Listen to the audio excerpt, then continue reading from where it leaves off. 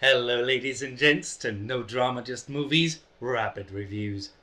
The second batch of Ironheart episodes has released on Disney+, so I watched episode 4 recently and I had some thoughts. Right off the bat, one of the trickier parts of this interconnected universe is explaining why our main characters don't just call in the other heroes.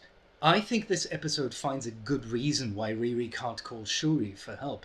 One that is external, she started a war, and internal, she's ashamed that she's working with criminals.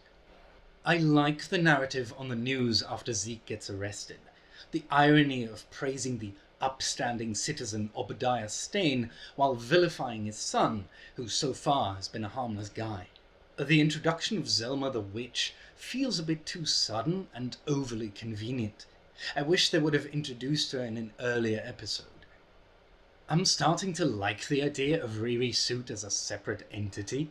You could even keep the N.A.T.A.L.I.E AI.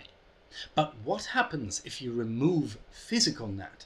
Her being there in a physical form hasn't had that much of an impact so far, so it feels set up and then neglected.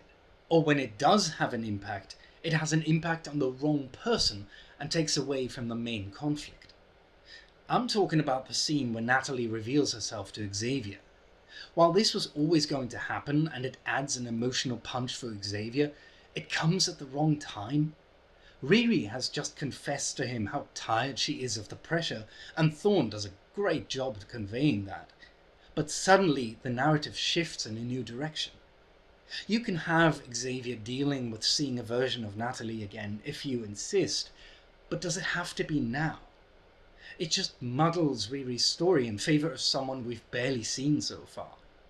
While the ending with Parker putting out a hit on Riri is intriguing, it comes out of nowhere. Yes, he acted suspicious, but a lot of that seemed to be tied to Riri's connection with Zeke. When did Parker confirm what happened with Riri and John? Overall, this was an okay episode. There were good bits in here. Thorne's performance, the story progressing with Zeke joining the Hood and getting bionic enhancements or something.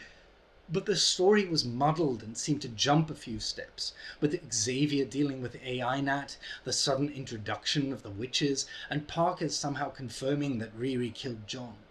I'm still curious where we'll go from here, now that the conflict has really started. And that's all. Roll credits.